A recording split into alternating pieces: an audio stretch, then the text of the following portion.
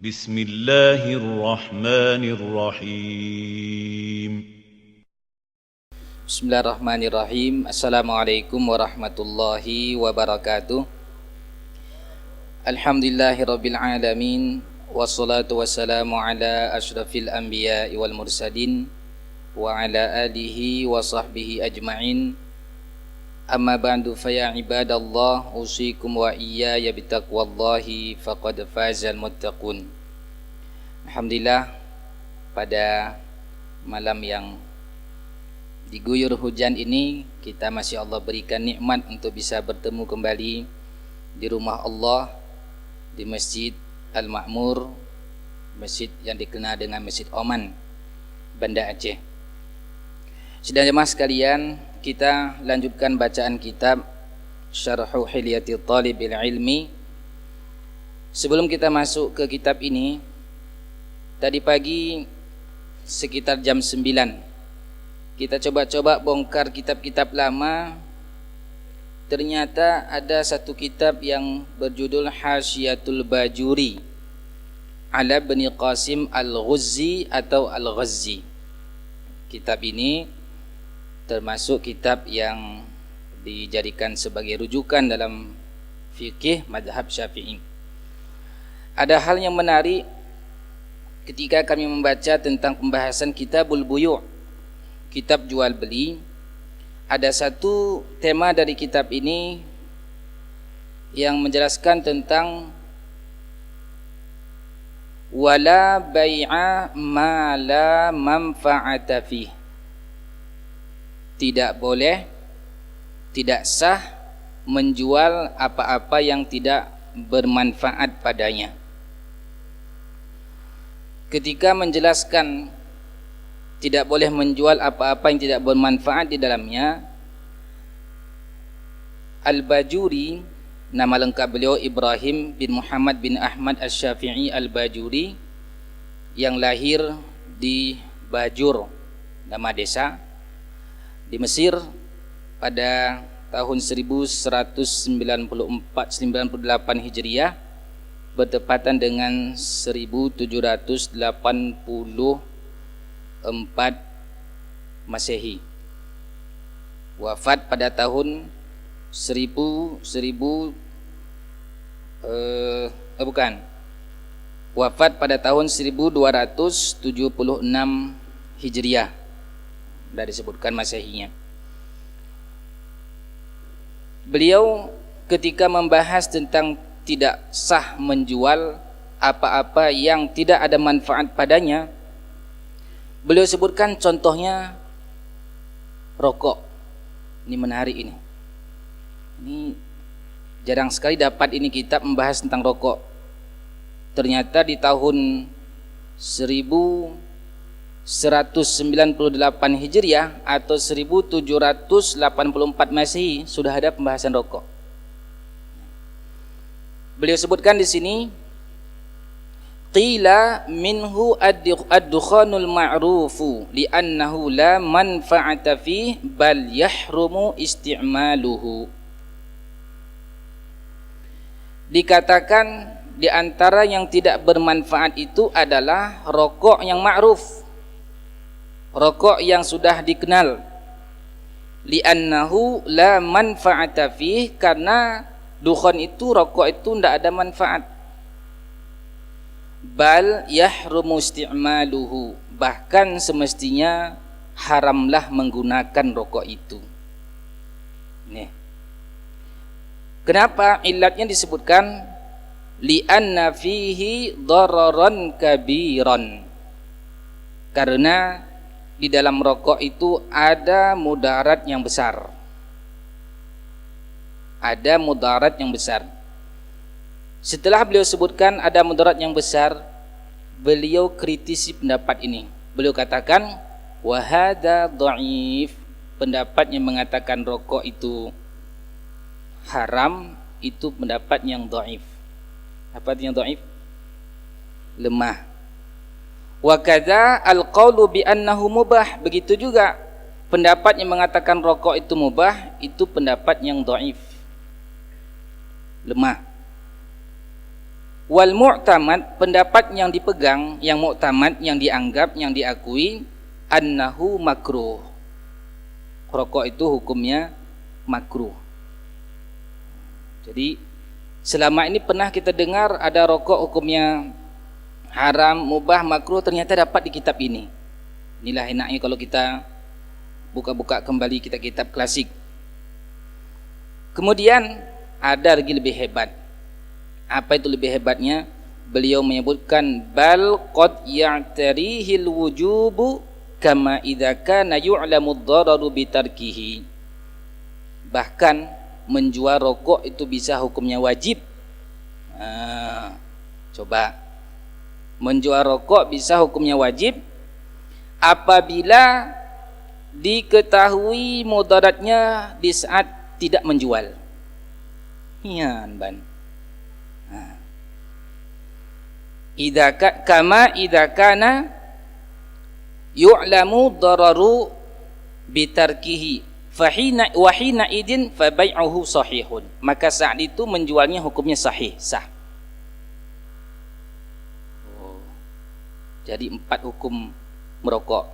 Bisa haram, bisa mubah, bisa makruh, bisa wajib. Hebat. Ini dibahas oleh beliau penulis kitab ini, Hasyiatul Bajuri, pada beliau wafat pada tahun 1276 Hijriah.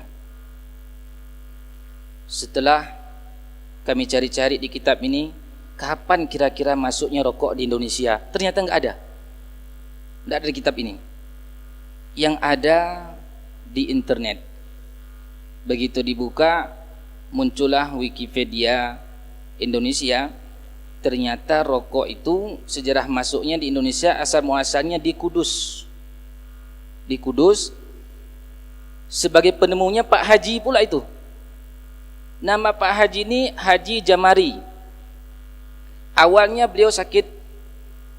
Ini terjadi sekitar abad ke-19 disebutkan. Awalnya penduduk asli Kudus merasa sakit bahagian dada, lalu mengoleskan minyak cengkeh dan sakitnya reda, hilang. Lalu berinisiatiflah Pak Haji Jamari.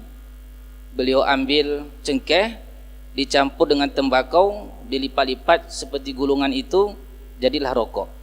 Dan beliau ikat, dalam setiap ikatan ada 10 batang.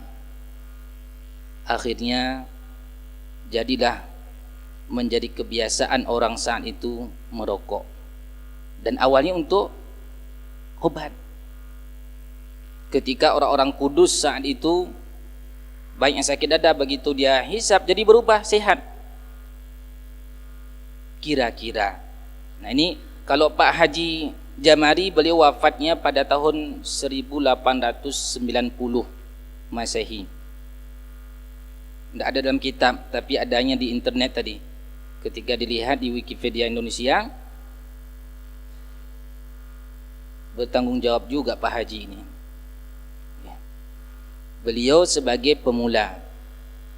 Pertanyaan yang mungkin bisa dilakukan penelitian oleh orang-orang belakangan ini, kenapa ulama sekaliber Al-Bajuri yang lahir di Mesir ini sampai mengatakan bisa wajib hukumnya menjual rokok? Kalau sudah wajib menjual, nanti akan ada pendapat wajib merokok, kan begitu? Karena nggak mungkin wajib dijual kalau nggak dibeli orang. Wajib menjual rokok. Dan jualnya kata beliau sahih.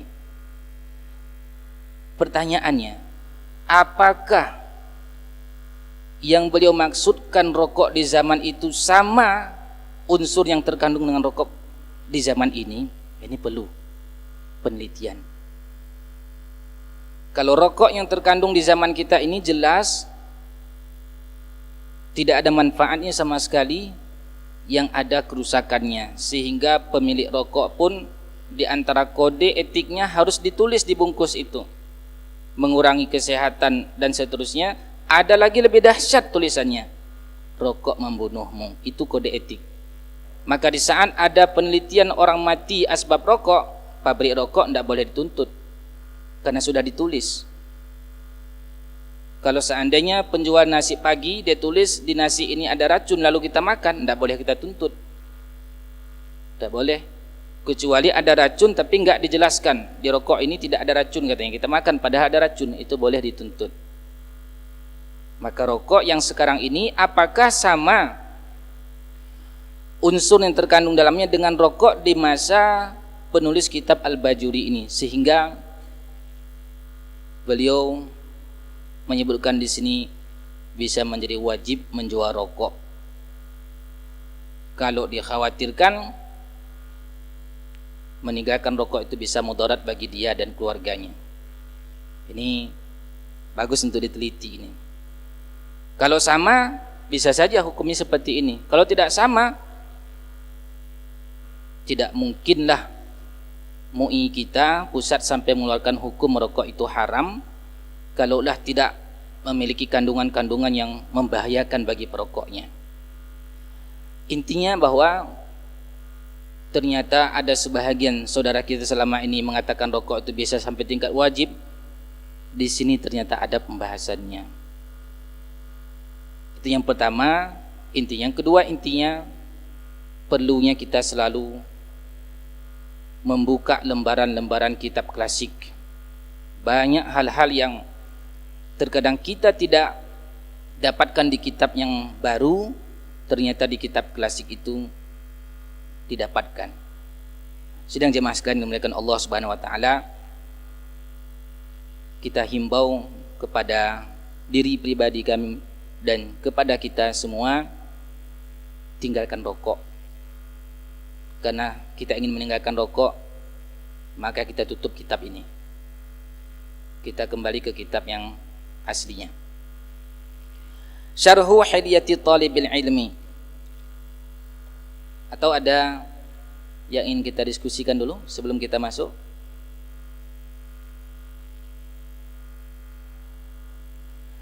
Tidak ada, alhamdulillah. Kita lanjut ke kitab ini.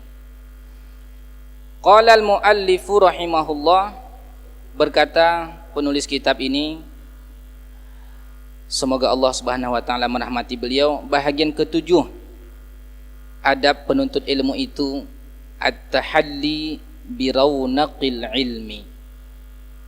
Hendaknya seorang penuntut ilmu agama itu, orang yang sudah memiliki ilmu agama, hendaknya dia berhias selalu dengan pesona ilmu.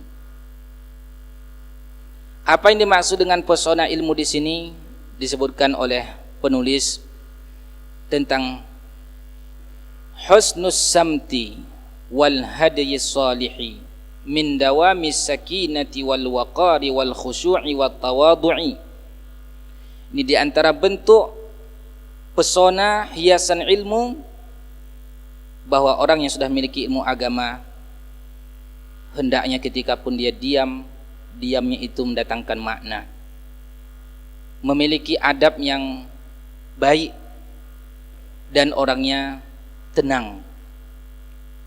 Kata Syekh Muhammad bin Shalih Al-Utsaimin rahimahullah, bahagian ketujuh ini mirip dengan pembahasan di bahagian sebelumnya, yaitu tepatnya di bahagian kelima tentang adab seorang penuntut ilmu itu khafdul janah wa nafdul khulaya wal kibriya. Karena itu kata Syekh Muhammad bin Shalih Al-Utsaimin, ini adalah termasuk bahagian cabang dari pembahasan adab penuntut ilmu yang kelima sebelumnya. Dalam kitab ini disebutkan oleh Ibnu Sirin rahimahullah tentang pentingnya bagi seorang penuntut ilmu dalam masalah pesona ilmu ini. Wa ani Ibnu Sirin rahimahullah taala qala kanu yata'allamuna al-hadya kama yata'allamuna al-ilma.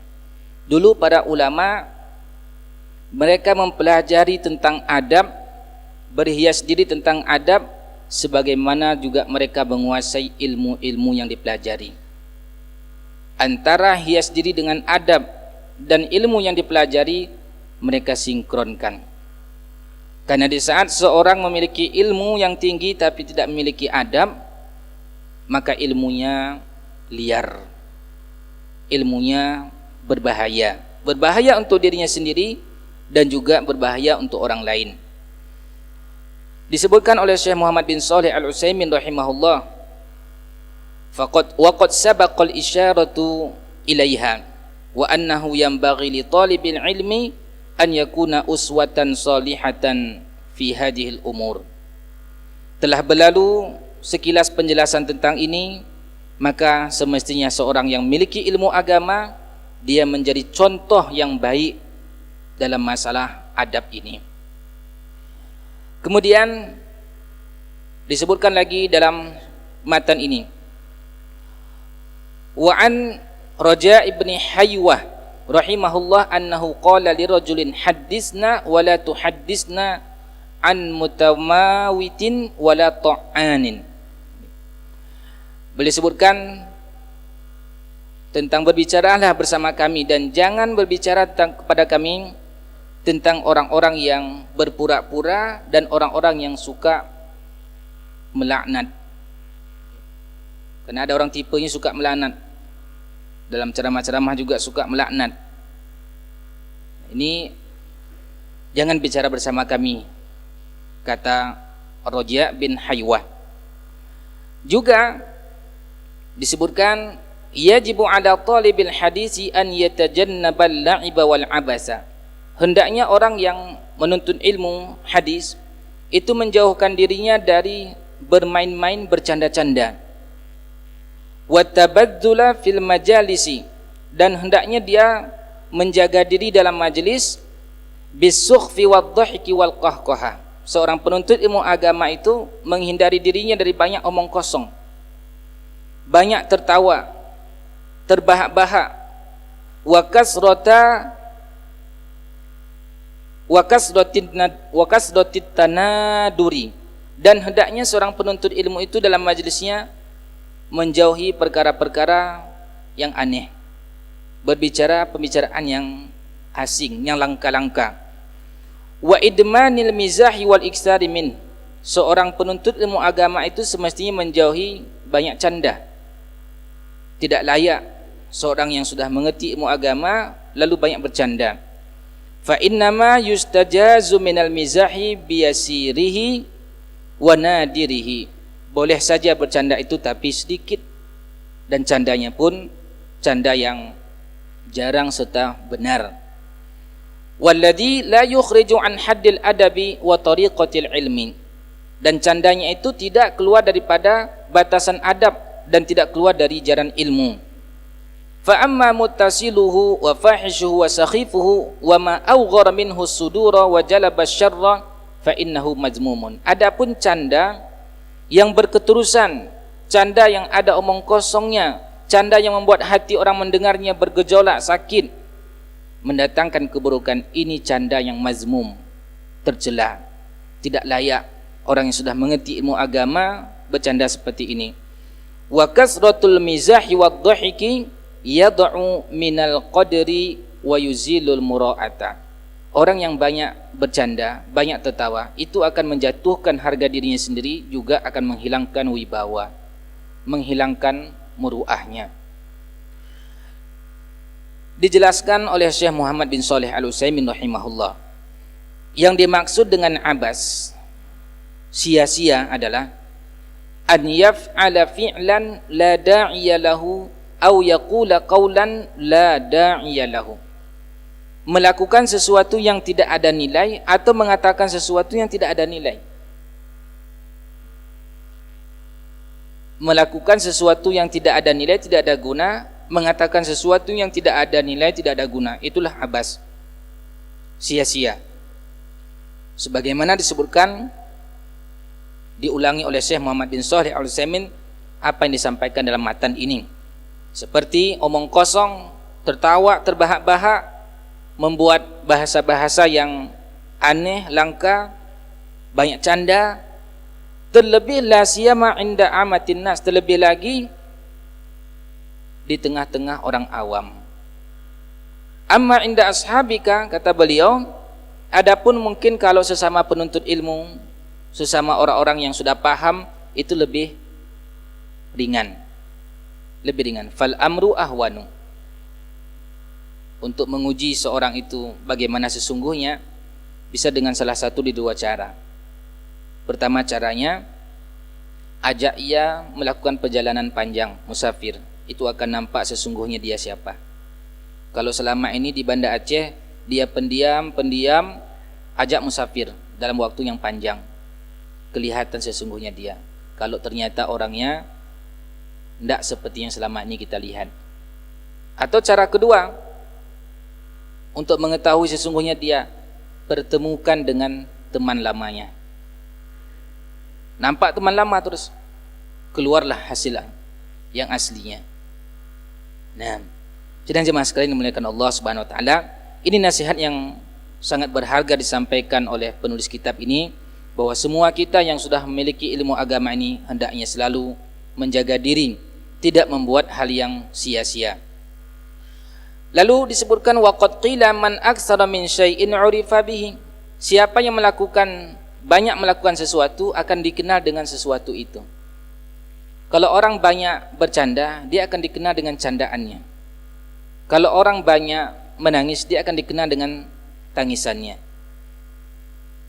Karena itu dinasihatkan oleh beliau, hindari kalau sesuatu yang banyak kita lakukan itu tidak ada nilai di sisi agama kita. Juga dinukilkan perkataan Al-Ahnaf, ini sangat relevan di zaman kita ini. Apa itu? Dikatakan jannibu majalisana. Al-Ahnaf bin Qais qala jannibu majalisana dzikran nisa'i wat ta'am. Hendaknya hindari majelis-majelis kita dari menyebut-nyebut perempuan dan menyebut-nyebut makanan. Ini pun sudah menjadi seakan-akan geguyonan di zaman ini. Begitu berkumpul dalam sebuah majelis, ditanya bukan kaifa haluka dulu, sambil bercanda, kam zaujatak, sudah berapa istri? Bukan bagaimana kabar iman, bagaimana hafalan, atau makanan, wat ta'am, inni ubghidur rajula yakunu wassafan li farjihi wa batnihi. Kata Al-Ahnaf, aku sangat benci dengan seorang yang kerjanya hanya menyebutkan makanan, menyebutkan faraj dan menyebutkan perut saja. Dijelaskan oleh Syekh Muhammad bin Shalih Al-Utsaimin, hadza sahih. Apa yang disampaikan oleh penulis ini, matan ini betul. Li'annahu yushghilu an talabil ilmi. Karena kalau sudah berbicara tentang perempuan, bicara tentang makanan, akan mengasyikkan, melalaikan dari menuntut ilmu. Misla an yaqul, seperti perkataan dia, akaltul barihata aklan hatta mala'tul batna. Saya tadi malam makan sampai perut saya full, penuh. Apalagi di mana-mana makanan sekarang sangat mudah. Makan segala jenis makan mudah di negeri kita ini. Ada nasi goreng, ada kebab Bilal.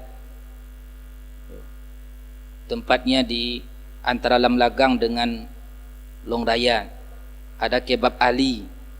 Ada lagi yang terbaru, namanya kebab Syabab. Tempatnya dekat di masjid ini, di samping salon muslimah itu. Kalau jamaah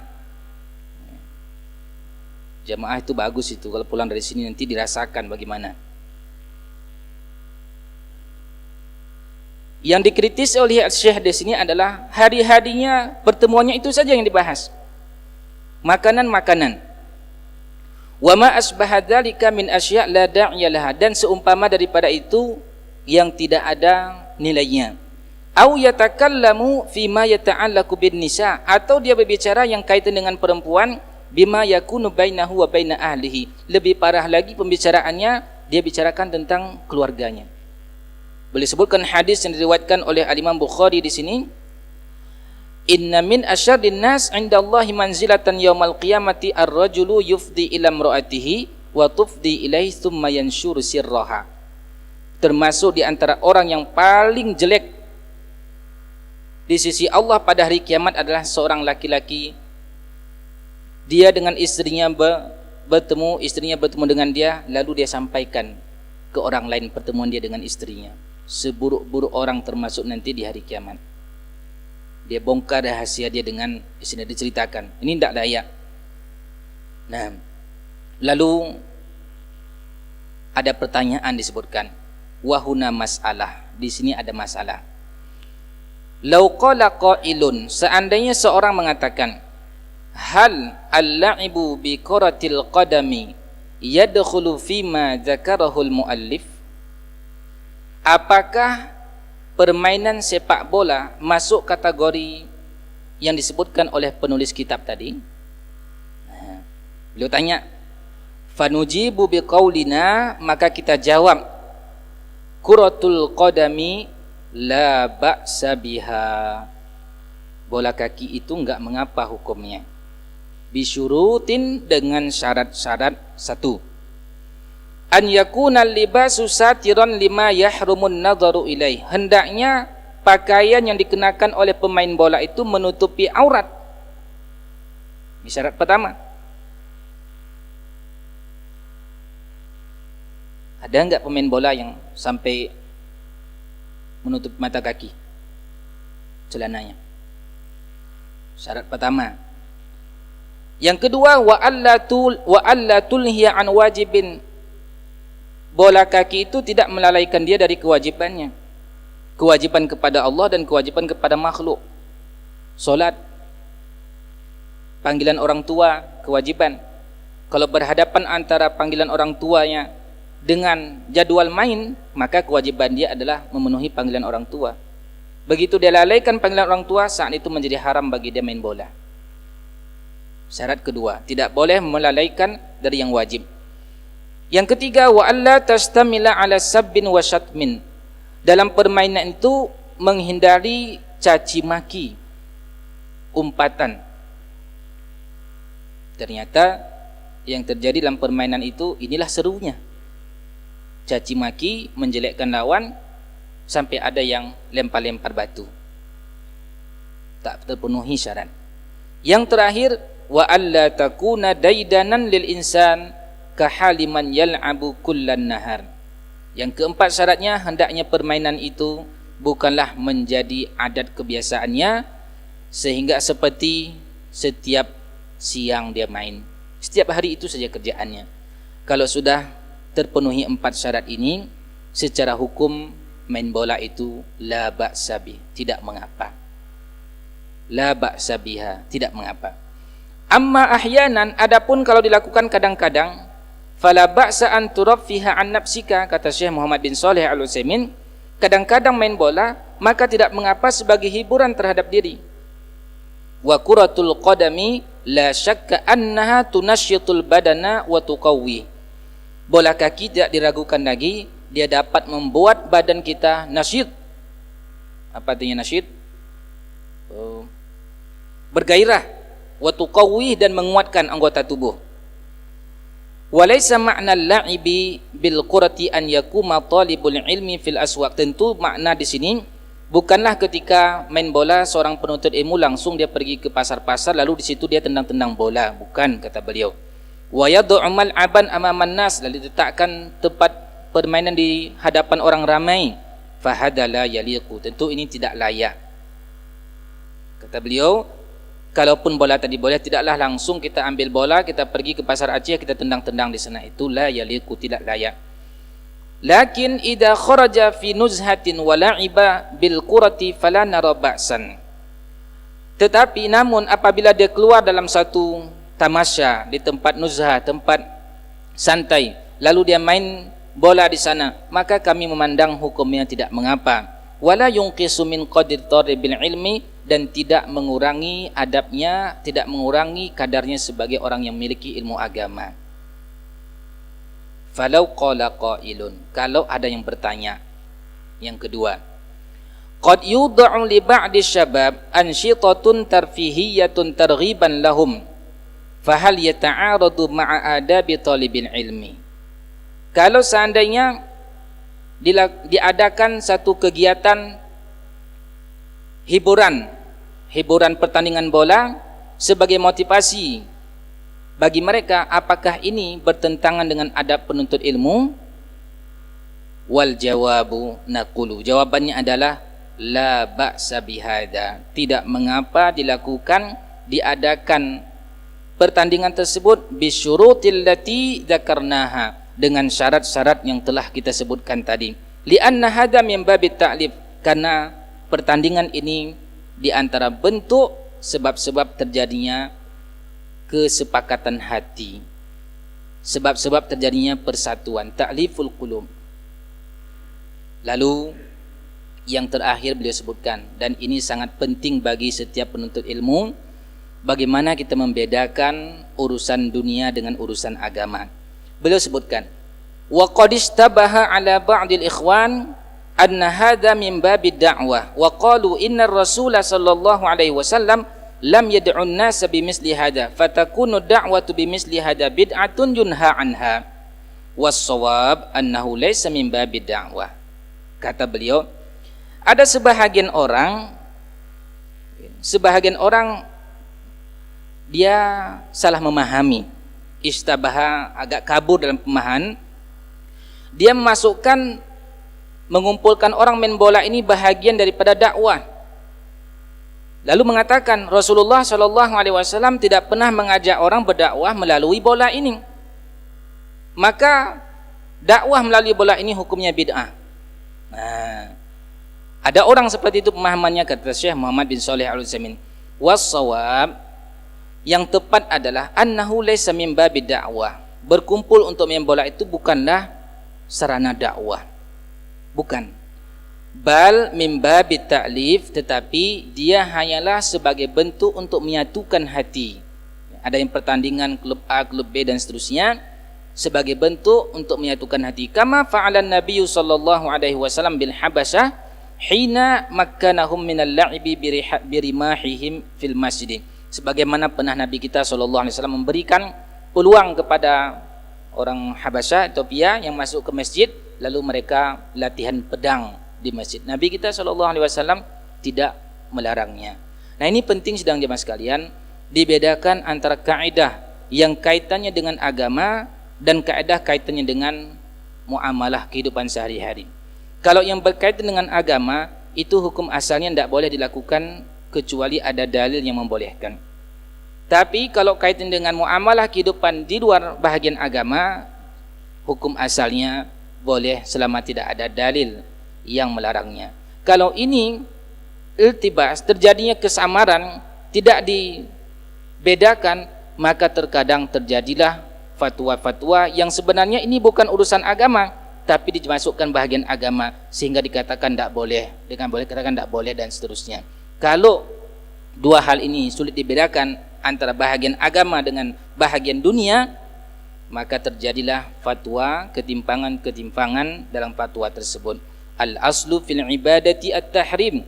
Hukum asal ibadah itu adalah haram, tidak boleh selama tidak ada dalil, kecuali ada dalil yang membolehkannya.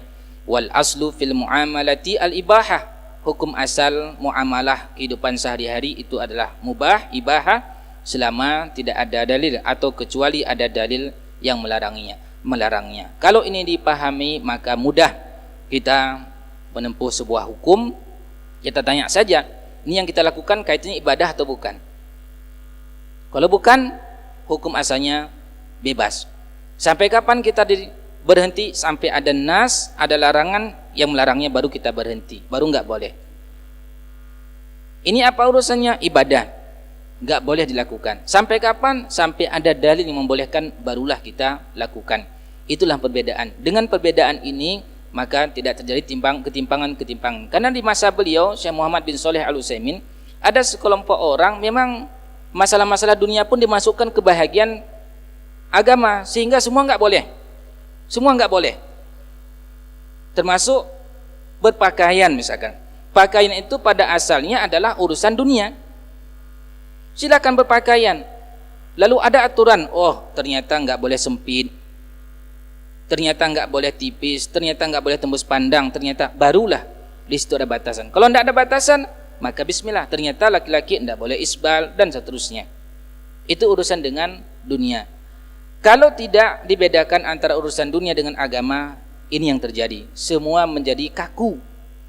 Karena ada sebahagian teman-teman sampai menganggap bola itu haram.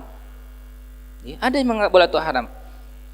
Kenapa dikatakan haram? Karena dalam main bola itu buka aurat. Nah, di sini harus bedakan. Yang haram itu buka auratnya atau bolanya. Kalau ada orang takbir akbar, buka aurat. Yang haram itu takbir akbarnya atau buka auratnya. Nah, ini urusan-urusan yang mesti dibedakan. Maka sidang jemaah sekalian yang dimuliakan Allah Subhanahu wa taala, mudah-mudahan dengan kita saling mengingatkan, saling berdiskusi, saling membuka kitab-kitab para ulama kita, semakin tercerahkanlah, semakin mudahlah kita melihat orang yang berbeda dengan kita. Tidak sempit pandangan kita insyaallah taala. Masih ada waktu barangkali yang perlu kita mungkin diskusikan, ada yang salah-salah kita sempurnakan. Kepada para jamaah kita persilahkan. Waktu lumayan panjang, 9 menit.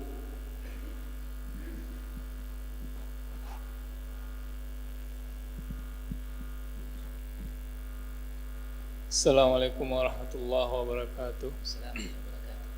Saya ingin menanyakan tentang sepak bola tadi, Ustaz. Sepak bola? Ya. Siapa main malam ini? Tentang syarat bolehnya sepak bola, yaitu tidak boleh menjadi kebiasaan yang setiap hari main. Nah, bagaimana hukumnya orang yang pekerjaannya sebagai sepak bola profesional? Berarti nggak boleh? Oh, nggak boleh, haram salah. Begitu? Oh, iya. Syaratnya tidak menjadi kebiasaan dia. Kalau sudah menjadi kebiasaannya, ini yang tidak terpenuhi syarat. Kalau tidak terpenuhi syarat, maka menjadi tidak boleh. Karena disebutkan tadi, la ba'sa biha bisyurut, tidak mengapa mainnya dengan syarat. Manakala tidak ada syarat, maka menjadi tidak boleh. Nah, misal kata istri kita di rumah, abang boleh menikah dengan syarat. Apa syaratnya? Pertama, lebih cantik dari saya. Ternyata kita dapat yang lebih jelek. Terpenuhi syarat? Enggak. Oh, alhamdulillah dapat syarat yang lebih cantik dari istri pertama. Syarat kedua, langkahi mayatku. Ternyata enggak bisa. Jadi syarat itu menentukan. Nah, terima kasih. Masih ada? Waktu masih lumayan 7 menit lagi. Atau di luar tema yang hari ini? Nah, atau kalau tidak ada saya aja Ustaz nih? enggak boleh. Tidak boleh. Atau kalau ada yang lain dulu? Kalau saya mungkin tanya di luar tema ini Ustaz. Di luar ini tema. Ada ya?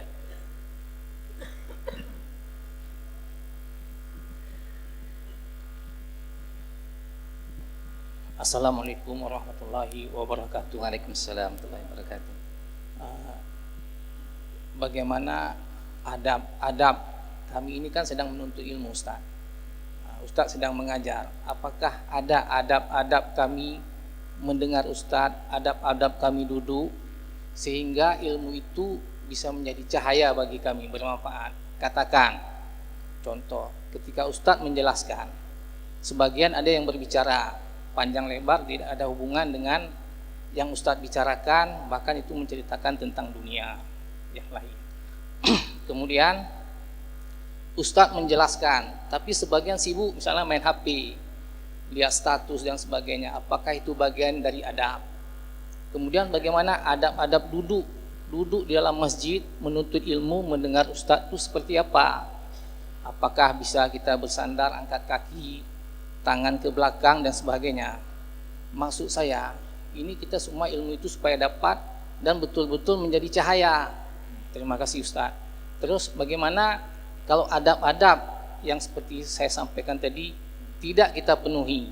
Apakah ada hukumnya seperti apa? Assalamualaikum warahmatullahi wabarakatuh. Assalamualaikum warahmatullahi wabarakatuh. Luar biasa. Jazakallahu khairan. Kaitan dengan adab ini banyak sekali kita para ulama kita membahas, termasuk adabu al-muallim ma'al adabul muta'allim ma'a muallimihi. Adab seorang yang penuntut ilmu bersama guru yang mengajarkannya. Dan itu pun ada rinci lagi, ada adab ketika bermajlis, ada adab ketika menulis, ada adab ketika duduk dan seterusnya. Ini kalau tidak salah nanti masuk ke pasal yang kedua di halaman 77, kaifiyatut talabi wat talaqqi. Adabut talibi ma'a syaikhihi. Adab seorang murid dengan gurunya. Ibnul Mubarak rahimahullah menyebutkan kaitannya dengan adab ini, dan itu berkaitan dengan keberkahan ilmu. Beliau katakan, talabtul adaba salasina sanatan wa talabtul ilma 20 sanatan. Aku belajar adab itu selama 30 tahun, sedangkan belajar ilmu hanya 20 tahun. 10 tahun lebih banyak porsi belajar tentang adab. Di antara adab seorang talib dengan gurunya disebutkan ri'ayatu hurmatis syekh.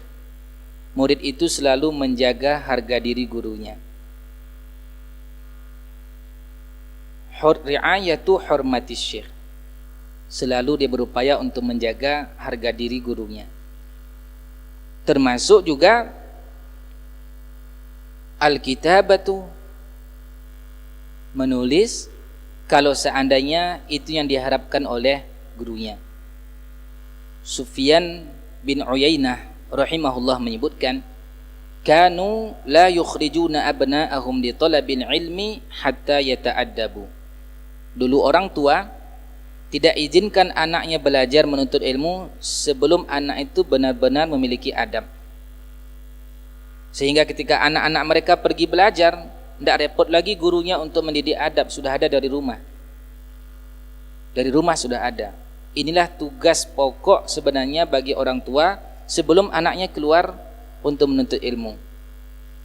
Yang tidak boleh itu terbalik.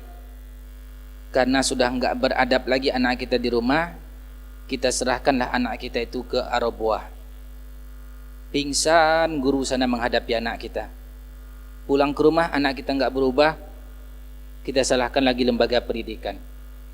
Padahal yang menjadi karakter orang-orang tua dulu, anaknya tidak diizinkan belajar keluar rumah sebelum anak itu benar-benar yata'addabu, memiliki adab terhadap gurunya.